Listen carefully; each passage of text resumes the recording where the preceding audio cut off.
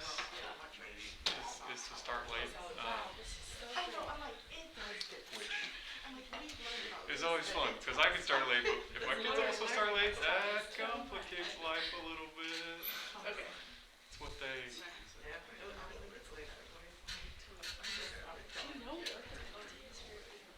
If it's a boat freezing, you're fine. But if it's below, you got no choice. Yeah, I have a feeling tomorrow's getting Or at least like online. moved online. I mean, that's what I'm going to do for my classes, just move it online. Because honestly, Okay. And now I have the date.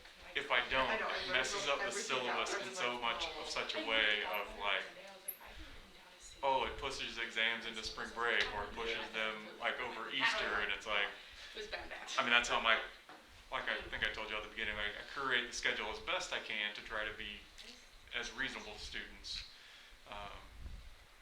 But it's like, yeah, nobody wants an exam the Monday after spring break. I don't think it's gonna go too well for you. Yeah. I mean, I'm not saying professors don't do that just because, but like I try to avoid that, because it's like, yeah, this is not setting our students up for success as we go, because no one's gonna study over spring break. But yeah, it's like the snow day, so it's like, oh, I know it stinks, but we're gonna have to do material to cover it, because otherwise then we start getting wonky, and yeah, or nobody wants an exam the Tuesday after Easter, like, yeah, so I have a feeling most professors will just move it online. That's my plan, as we go through. When is our first test in this class? That's what I was going to address first as we go through. All right, so today we are going to, I don't think anyone's on Zoom, but let me start it just in case.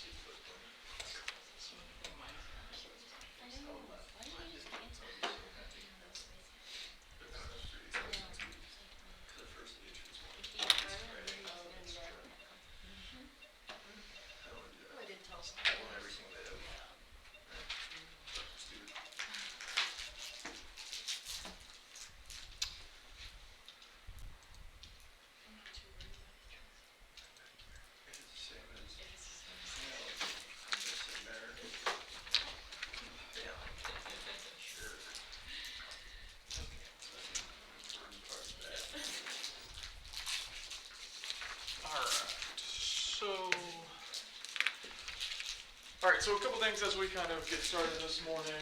First, again, just kind of be watching those emails. I'll just kind of follow, basically I'll do whatever the university tells us to do as we go through.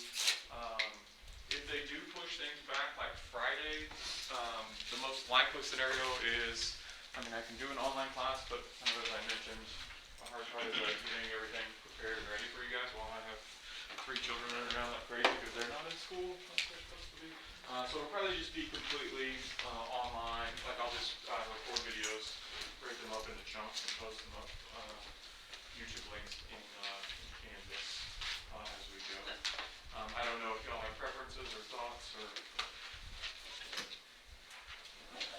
if I had to guess, I would say students prefer that over a live Zoom class meeting. Is that well then I'll definitely do that. That's your preferred method. We'll definitely stick with. That works for my schedule. So it'll probably go up later on in the afternoon as opposed to kind of right at 10 o'clock. So just kind of give you an idea. It probably won't be ready for class time if like everything is shut down on Friday, which is very possible, or at least shut down until 10 o'clock. And I guess we'll just ask, and I already know the answer. If things are closed at 10 o'clock, I guess they'll want to cancel class and just put it online. Yes, they already knew the answers. We can do that. So if everything is normal and open on Friday, because who knows what, like true story, when I was in undergrad at A&M, like they did this, they canceled class like on, so it was like coming in on Wednesday and they canceled class on Monday. They're like, supposed to be bad, we canceled class. Like came in, it rained like half an inch and never got below freezing. Which was the best snow days, because they're like, it's not even cold, like we can go do whatever we want. And so, yeah, it's pretty comical. It's like, it might ice, so we're done with this, we're canceling. So, so if everything is like normal on Friday, again, I can get my kids to school, can prep and be ready, then yeah, the university says nothing. If the university says we're going to start late, we which would be 10 o'clock, which would mean you guys would have to get here at 10 o'clock. We'll just move everything online. I'll post this on Canvas to make sure we're in conversation as an announcement to make sure, but just as a, yeah, I think it kind of makes the most sense as we go through. All right, with that, so kind of looking at the schedule kind of as we're rolling through, so we're going to finish enzymes today, and we have 2 more lectures. We're going to look at kind of ATP, how it looks kind of structurally, and like what makes it such an important molecule for energy production as we go through. So again, similar to what I've done here, I'll post some resources in PDF format, but we're going to move into the book, so it's got a pretty good chapter on kind of the importance of ATP. So I'll post kind of where I'm kind of getting my source to give you guys an option. I'll clarify with that because Ari asked me after class the other day, which was good. So in the kind of PDF that I talk about, so I don't have the expectation that you know all of that. So unless we talked about it in class, that's what I want you to know. Again, I really just want to have the opportunity to have you guys a resource so that you can go, like if you're reading through your notes and was like, man, I wrote this, but I don't get it, or you know, it'd be better to see it in text, or that's how you take notes. That's how I took notes in college. I really prefer to book. And so the goals of those things are really just to give you an extra resource outside.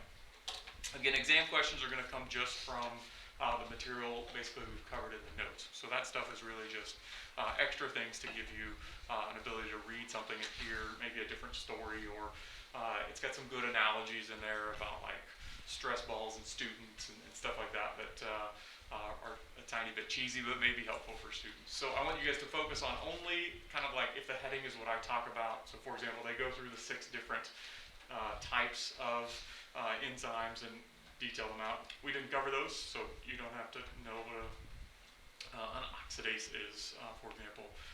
Same with, you know, we go through the plots. They do line with revert plots. They give us the same information. They just show a straight line, so it's slightly different. But it involves calculus and explaining and not worth it. So I just skip it because we can get all the information from our Michaelis-Menten plots as we go through. So again, as you start to study. The second thing, so one of the things that that makes, well, I'll pause. So everyone feels like enzymes have been relatively straightforward and I don't want to say easy, but you're like, yeah, I totally get it. Is that good? Well, 2 things. One, I'm trying to go really, really slow, talk through things very slow, define things and make them easy. But one of the things that makes enzymes really hard is we can really challenge you with critical thinking questions in these by just changing up the scenarios to see if, yes, you can regurgitate what I said and you understood, but the concept of, okay, how do these things change if I shift these? And we're going to see some of that today as we talk about inhibition. And so it's a fun tool for professors to challenge you critically thinking by altering these curves or doing something slightly different and having you kind of predict what would happen based on the definitions that you've learned. And those are really challenging. So one of the things that I'm trying to work on, and my goal is to post it on Friday to kind of help you, is to create kind of some learning assignments that I'll have some questions for you to go through and try to answer. So there'll be, you know, some labeling, some matching. Basically what I try to do is make it where I make you spend time in them. So I'll make like a question with like 9 answers for like matching on a curve, and you have to go through, and if you don't get them right, then you get 0 points. Lexi's like, whoa.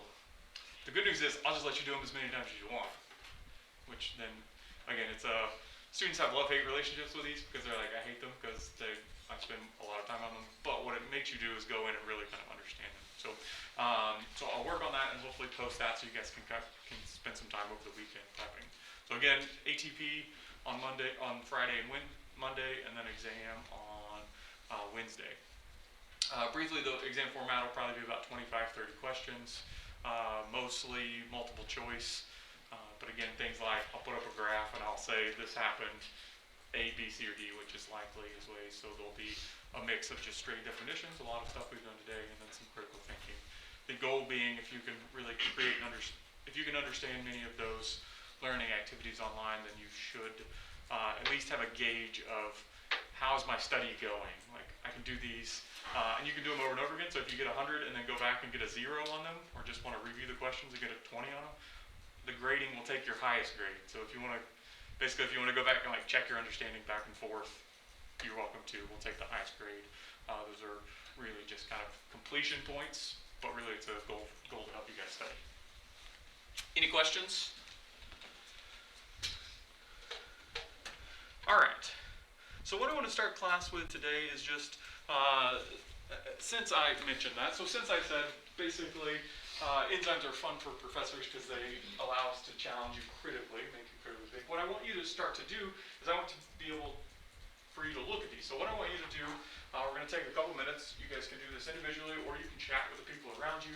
It used to be, pre-COVID where I put students in like groups of 3 and chat, but we've been encouraged to minimize doing that. But basically what I want you to do is I want you to look at these 3 curves and kind of compare and contrast them to each other. And then tell me what the differences is. So I kind of gave you a little bit of cues to help you. Like basically the 2 things that we've really defined here are Vmax and Km.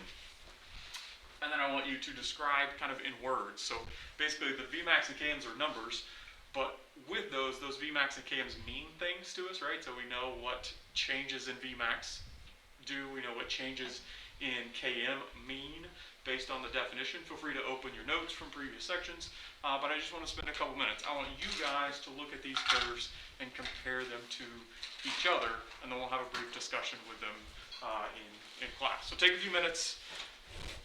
Again, feel free, this isn't a great, just you can chat with each other. You can be like, hey, this is what I thought. However you want to approach it. Bless you, James. Go for it. And note, I know all your names, so I'll just call on your names, and then you'll have to tell me what you came up with. The downside of small classes.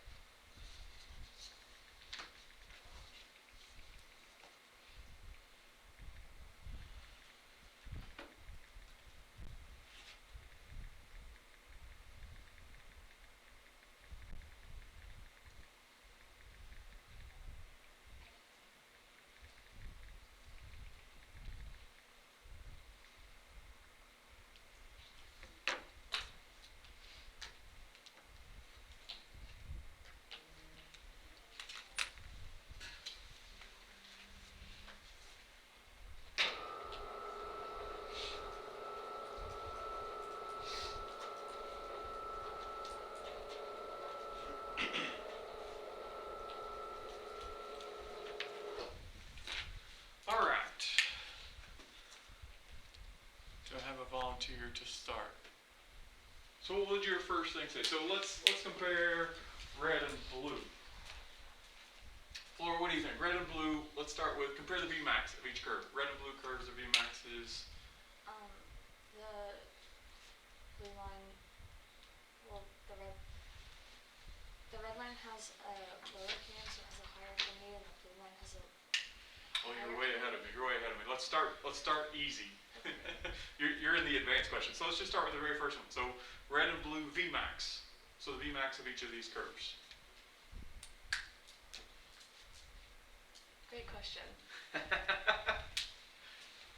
Thanks. I wrote it. Sorry, my sarcasm. I don't know what my kids and wife put up with me either. Let's start with the other question. How do we determine Vmax? So, Maggie, help out. How do we determine Vmax? And then we'll let Flora learn here as we go. How do we determine Vmax? I have no idea. I just guessed it was that top line. Drew, how do we determine Vmax? This is the top line. What top line? Like dotted line? Yeah. Okay, so this. All right, good. So we can do that. All right, good. So context clues. So this is how we read graphs, which is good. So I agree that is showing us that Vmax is right there. So then how do we determine what Vmax is? Enzyme concentration. Correct. But if we're just looking at the graph, so ignore. You guys are trying to go deeper. We're just asking the super simple questions like this. Plateaus. Where it plateaus, exactly right. So basically when it plateaus, right, perfect. So our Vmax is where the graph plateaus. Perfect. Good. All right. So now back to Flora for our original question. Now that we know that, we know Vmax is where the curves plateau. The Vmax for the red and blue curves, how would you compare them?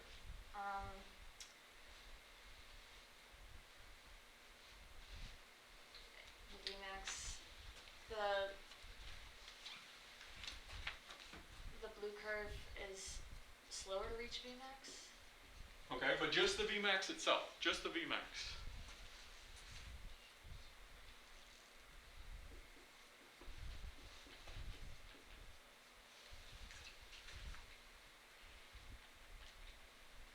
Erica, what do you think? Vmax. The same.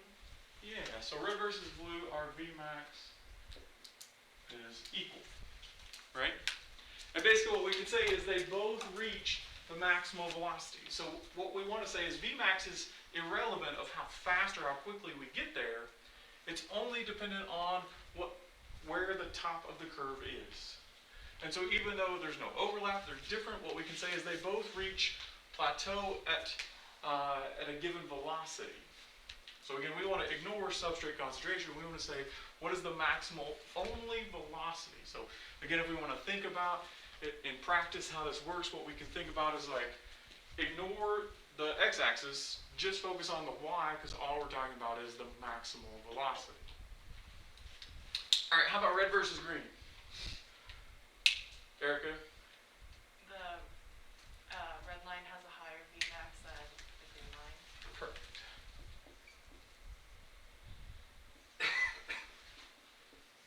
Red Vmax is greater. Perfect. Erica's like, sweet, I got the easy one. I got the easy one. Good, good. All right, let's go with our Km. So first, let's ask the first question. How do we find Km? Grace, how do we find Km? It's from the. Lexi's gonna help you out. Go for it. No, you. I think Grace will be happy to let you go. How do you find Km? I'm a little bit confused on that still. You want Lexi to help you out? Huh? You want Lexi to help you out? I am actually. I'm Grace. I've had y'all confused in my head the entire time. You were looking at me earlier saying Lexi, and I was like, My bad. no, that's okay. Oh, I gotta flip you in my head. That makes more sense now. All right, Grace. That's why I looked up so fast. All right. It's from, well, I don't know, it's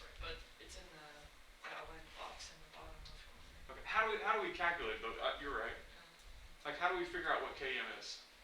It's 1/4 of the Vmax. What's that? 1/4 of the Vmax. Close. Okay. Close. 1/2. So first, I don't have this on here, but we can find Km by taking the Vmax and dividing it in half. So we find out where half Vmax is. So we can actually label that here. So this is half of Vmax is right there. So basically, this velocity divided in 2. So we can see our Vmax is there. So for our, since Vmax is the same, right, the half Vmax is also the same. But that doesn't tell us anything. If you remember, Vmax doesn't, that's why I didn't even ask about it. It doesn't tell us anything meaningful. Half Vmax doesn't tell us anything meaningful. What it tells us that is meaningful is this line right here. And this is the Km for each of these curves.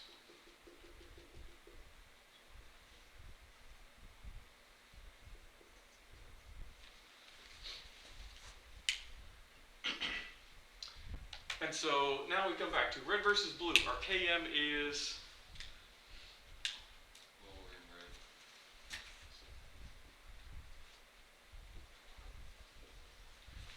perfect. And so I'll note one of the things that in my brain we kind of talked about in class, like it's kind of the opposite as we kind of go through. So lower in red, higher in blue, and then we'll use the phrasing that reverses that as we go through.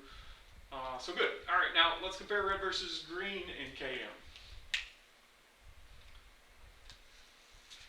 So one of the things that we'll note, so here's Vmax, half of Vmax, so we kind of see it here. Our red versus green Km is Same.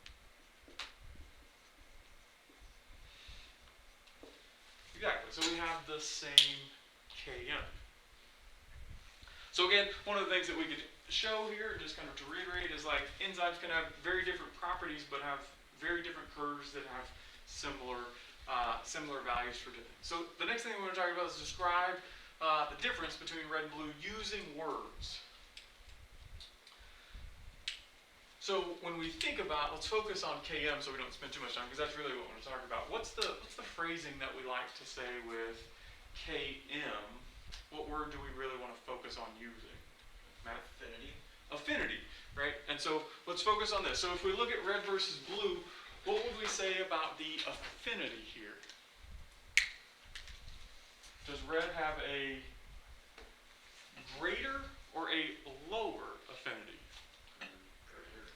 Red has a greater affinity. So lower Km, greater affinity. So again, there's our opposites in my head as we get there. Red versus green, affinity is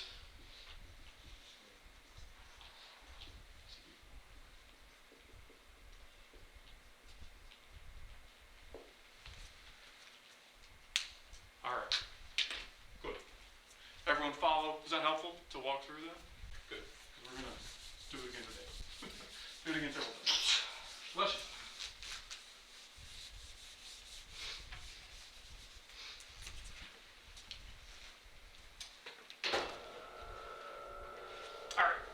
So again, much of what we talked about in setting up and defining these enzymes and how this works was to get to this point today where we're going to talk about regulation of these enzymes. Because this is the most important part, is being able to speed up or slow down reactions in order to kind of match the phrase that I'm going to start using as we move into ATP, is match this idea of supply and demand. This idea that exercise creates a demand for energy or ATP, and we must meet that supply as we go through. And that's done through regulation. So when we look at regulation, we can say that enzymes are often subject to regulation by products further down a given metabolic pathway. There's two different types. There's feed forward, or you may also note from exercise physiology, you may have also learned this as positive feedback.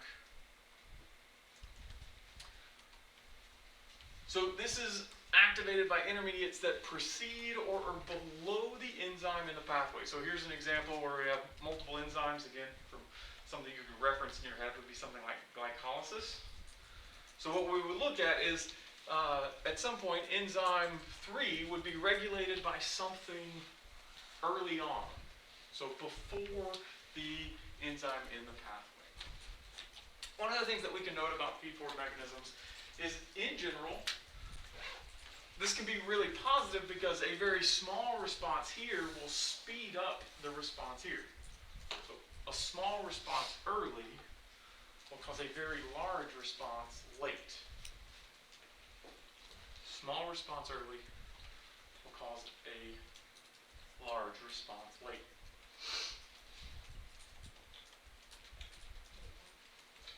One more time, Ian. A small response early will create a large response late.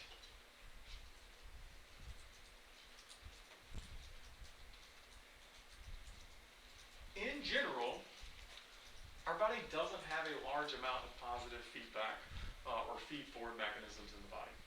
They occur, but in general, we don't want that, right? We don't want a tiny response. If we think about this isn't a great example of how enzymes work, but it's a good example personally of like the idea of like high anxiety is like a little bit of anxiety can all of a sudden kind of manifest and you start getting more anxious, and it leads to an anxiety attack, if you would. Think about this. Again, not a true biology example. The biology example everyone gives is like pregnancy, where you get a few hormones that are released, which then cause more hormones and ultimately lead to contractions. So you kind of get a small hormone response, and it just builds and builds and builds and builds and leads to pregnancy. Most of our responses in biology, we don't want that. We don't want a very small response, then setting off a never-ending cascade. And so most of our regulations are not feed-forward. Instead, they are negative feedback. And this is what we call feedback inhibition. Most commonly, we see a product at the end of a pathway reduces the activity at the beginning. So this is what this figure shows from the PDF file we have here. So we have our pathway A, B, C, and D. Our product of D goes back, and this minus sign shows that it inhibits enzyme A. This makes perfect sense because what it says is we want to get a known amount, a certain amount, and once we get enough of that, then turn the pathway off. So this is our most common mechanism by which we regulate biology or physiology. So how do we do this? The most common way that we do this is what's known as reversible inhibition. Reversible inhibition. So a reversible inhibitor is one that is, once removed, allows the enzyme it was inhibiting to begin working again.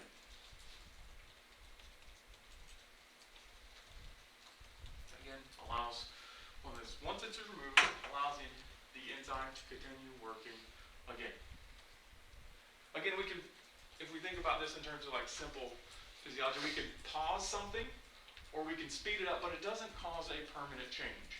So really the idea of reversible is not permanent. And we have that in our next line that we had you write in there. So there's no permanent effects on the enzyme. It doesn't change which those effects, and what we really think about, means that it does not change the shape of the active site. Again, this is the key of why we build the enzymes, why we learn enzymes, why we learn active sites, is this is the idea, is the active site kind of has that inducible fit. And as long as that's not changing, the enzyme can function properly. One of the things that we'll learn, and I'm going to add a word here to kind of describe what we mean when we say changing the active site. What we mean when we say that is oftentimes inhibition causes what's known as a conformational change. So this is a new word, new definition. A conformational change.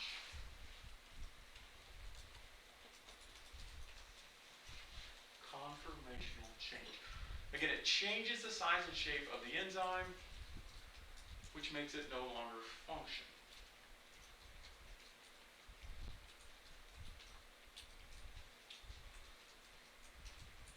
Or it changes the shape of the enzyme and increases its function. Oftentimes we'll see that these types of things work through conformational change. They change the shape of the enzyme. So one, you can change it to where it changes where it doesn't work, or two, you can change it to where it works even better.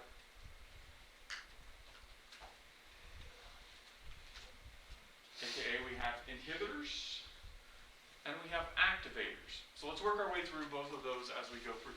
So there's 4 types of reversible inhibition. So we have competitive, non-competitive, mixed, and uncompetitive.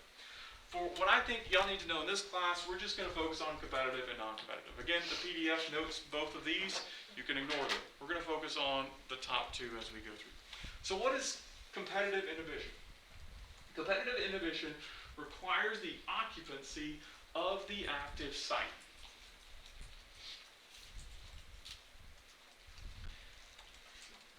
Requires the occupancy of the active site. So most common what that means is we have something very similar that will bind to the active site and prevent the enzyme from working.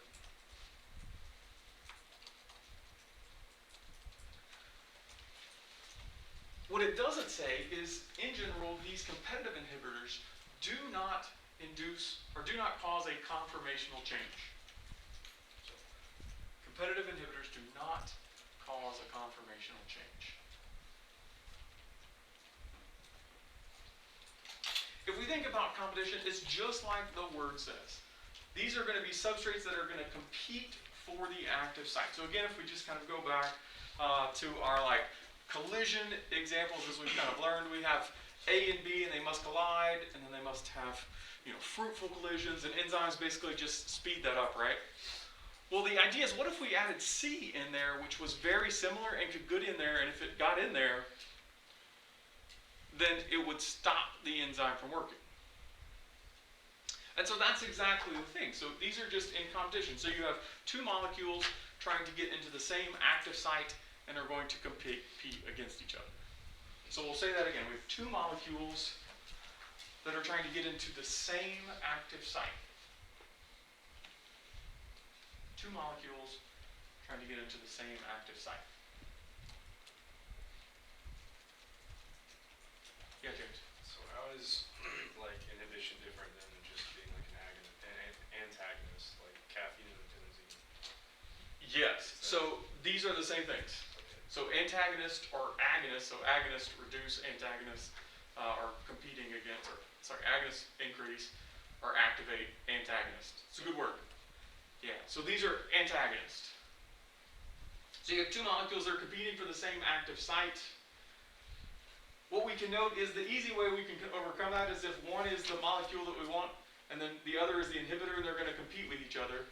An easy way to overcome that is just say we're going to have 5 of our molecules versus 1 inhibitor, and when they compete 5 on 1, the 5 is going to win, correct? And so we can basically say that these are then concentration dependent. And so we say by increasing the substrate to inhibitor ratio. So again, from going from a 1-on-1 fight to a 5-on-1 fight, the 5 is going to win more times in a competition, and therefore we will speed up. There is a caveat. This does assume that the competition, that there's equal affinity for both of them. When we look at this, it does not change the Vmax value. If we think about it, it's not going to change that. It's just going to, what we're going to see is we're going to shift the curve to the right. We'll see this in figures later. But it does increase the Km. Again, here's our kind of visualization. Here's our normal substrate. Comes in, no problem. Here's an inhibitor. It looks very similar. Gets into our active site, competes against it, and slows down the reaction. If we contrast that to the other type, non-competitive inhibition. Non-competitive inhibition is otherwise commonly referred to as allosteric regulation, if you would. Which is, I'm guessing, a new word to many of you, this idea of allosteric.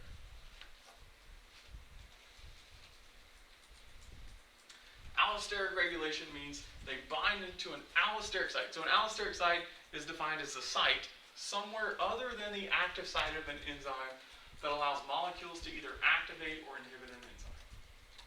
So here's something similar to what we showed earlier. So here's the active site on the enzyme. If we look here, this is the allosteric site, somewhere other than the active site. That's really our key definition. Non-competitive inhibition is somewhere other than the active site. Non-competitive inhibition or allosteric regulation causes a conformational change in the enzyme. competitive, no conformational change. Non-competitive or allosteric causes a conformational change. Our enzyme changes structure and shape. In this case, the enzyme cannot be altered by the concentration of the substrate. In other words, we cannot just put more substrate in because this has actually changed the active site of that enzyme to where it's no longer receptive. So it's not a competition, just dumping more allows it to win. We can do 5 on 1, but if none of those 5 can get in, then it doesn't really have any impact, right? And so because of that, what we will say is this won't actually have dramatic effects. This is going to decrease our Vmax. Right? So allosteric regulation, or non-competitive inhibition, will decrease our Vmax. However, it won't change the Km. So it will decrease Vmax, but won't change Km.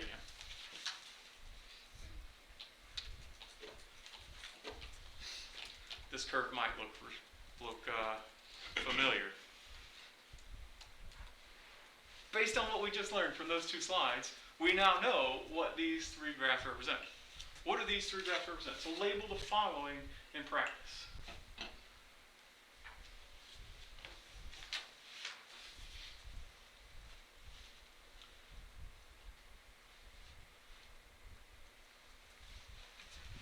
So our uninhibited line, what is that? Red. The red, right? It's going to be the highest Km and the highest Vmax. Right? Everything else. So one of the things that we can say is to kind of add to this site. When we inhibit things, we shift curves to the right, is the way that we would say this.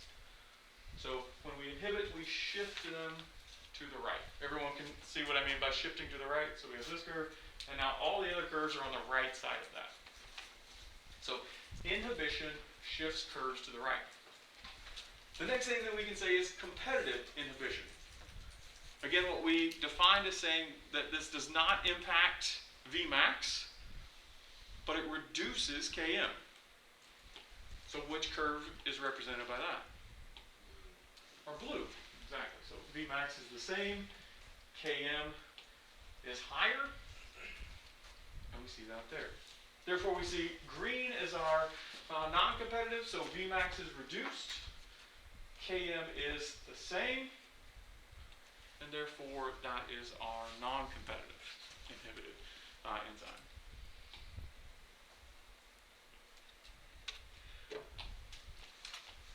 The next type of inhibition is what's called irreversible inhibition. So irreversible inhibition is just as it would say. It's just as it sounds. It's not reversible. Okay, whatever it does is permanent. So that's kind of the word I would use here. So permanent. We had you write that in the blank in the earlier ones. These are permanent changes. So either for a reason, so made unavailable for a long period of time, or the enzyme is permanently altered. This type of inhibition is not easily overcome or reversed. In other words, we're changing the enzyme completely, and therefore there's no real way around it. Like, that enzyme no longer works. Because of that, there's no way to plot this on a Maclaurin plot.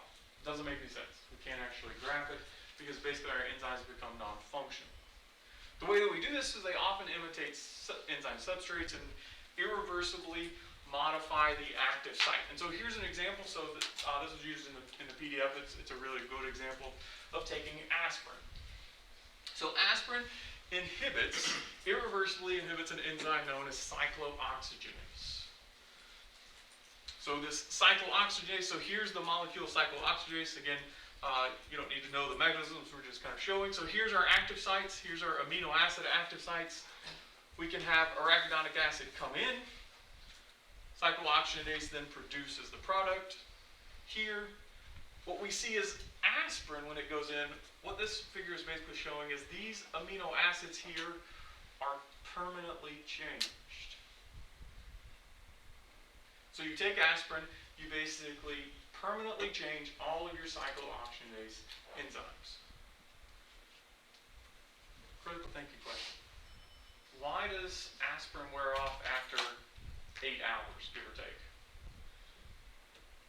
How does our body overcome irreversible inhibition? You get rid of those innate. Perfect answer, Mia. So the way that our body gets rid of irreversible reactions is we degrade or remove the ones that don't work, and it takes hours to make new enzymes that work properly. So that's the idea. Irreversible, can't fix it. The body must get rid of it and build new ones, which takes several hours in order for us to do that. And so we get inhibition of pain by taking these as we go.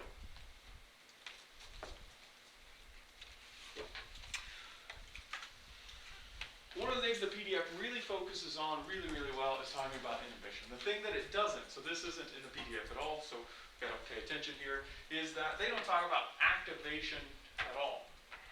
But activation is really popular. One of the things that we can note is when we look at activation, we call it allosteric activation, which is just defining as telling that we increase the affinity for substrate to the active site.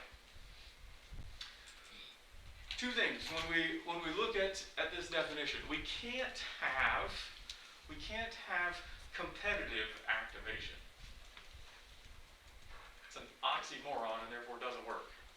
We can't competitively have something come in and compete with something and speed up the activity of the enzyme. So we can't competitively activate. So the only way that we can speed up enzymes is by allosteric. So having some type of site other than the active site speed up the regulation. Again, same concept applies. We need a change in shape. We need a conformational change in our enzyme to make it more likely the reaction will occur. So what I want to briefly do is I want us to kind of troubleshoot this and kind of think about this as we go through. What do we think allosteric activation looks like if we draw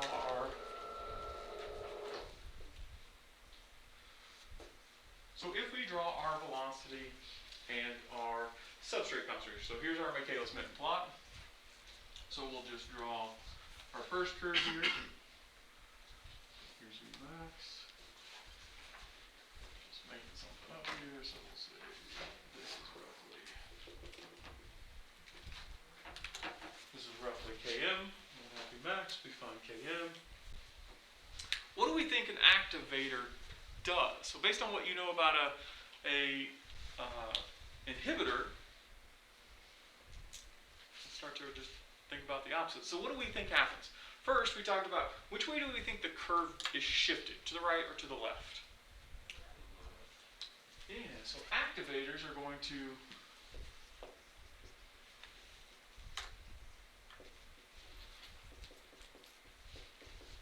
shift our curve to our left. Do we think it's going to have an impact on Vmax? What is the ultimate impact of Vmax?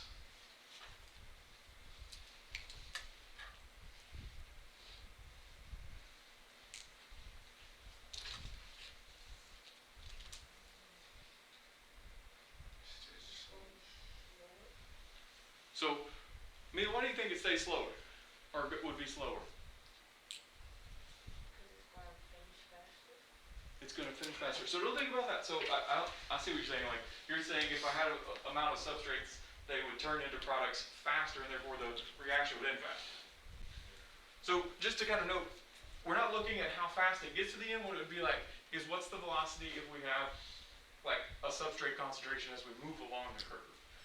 So what you said is shifting to the left, which is perfect. So Noah, you said you think it'll stay the same. What's that? Or get larger. Yeah, so what we know about activators is that Vmax will stay the same. So basically, we're not going to have a scenario where we can make the enzyme work at a faster rate maximally. Instead, what we're going to do is we're going to increase the affinity. So what does that tell us about Km? So when we increase the affinity, what do we say about Km?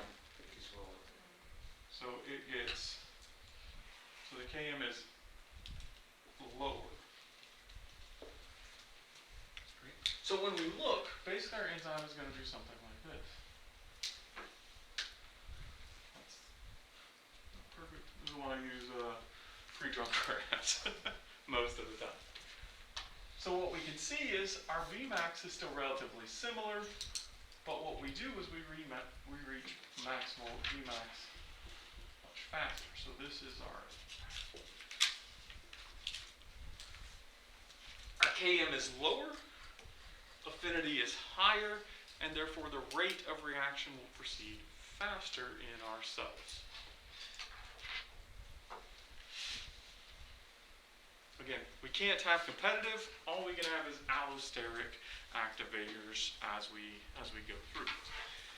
What we're going to learn throughout the rest of the class is there's many different types of allosteric activators as we go through, and so we'll approach those more and more as we go. Any questions? Thanks for the interactiveness. I know not everyone loves it, not everyone loves getting called on, but thank you for at least trying and working through the problems. So assuming if we get anything, if Friday is normal, we'll meet. If Friday is not normal, then we'll just do everything online. AKA, if my kids go to school on Friday morning, we'll meet.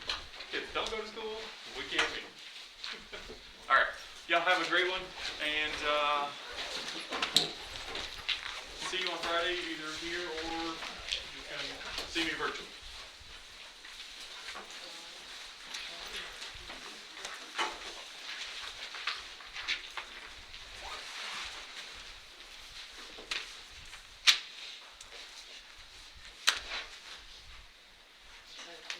Absolutely.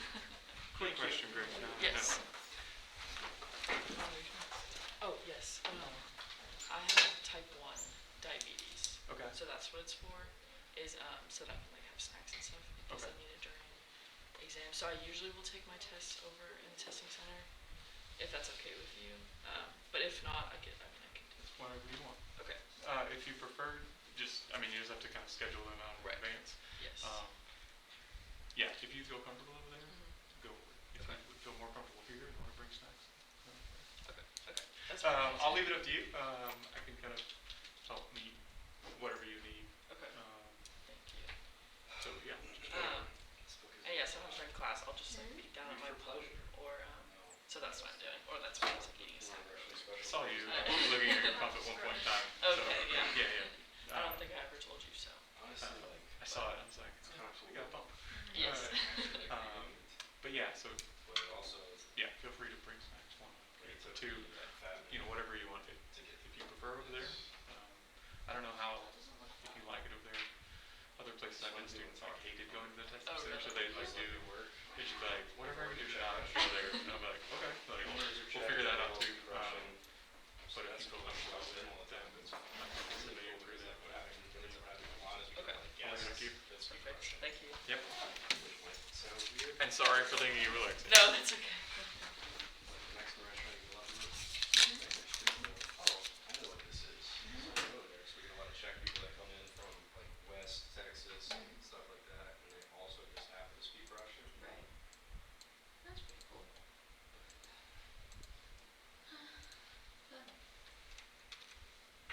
You working this weekend? Drill. Oh, So definitely. you working today? I'm probably gonna leave tonight. Huh. They moved it from, so we were originally supposed to be there at 4 o'clock in the morning tomorrow. They moved it to 8 o'clock in the morning because we're not gonna be able to drive from 4 to 8. But that doesn't make sense. It still doesn't pass the logic barrier of, We have to get there. yeah, Like if we were there now, it would make sense to move it from 4 to 8. yeah. But we're still not gonna be able to get to the place by 8. So Right, you still couldn't, yeah. I'm trying to figure Yeah, out. that 4-hour window doesn't give you any time if you're leaving at the same time or whatever. Yeah. Or leaving 4 hours later doesn't do you any good if you were planning on showing up there and hitting the ground running. So I'm trying to figure it out if, because there's a possibility Then it like all if gets it's scrapped. super duper frozen over here, and I can say, oh, I can't safely come,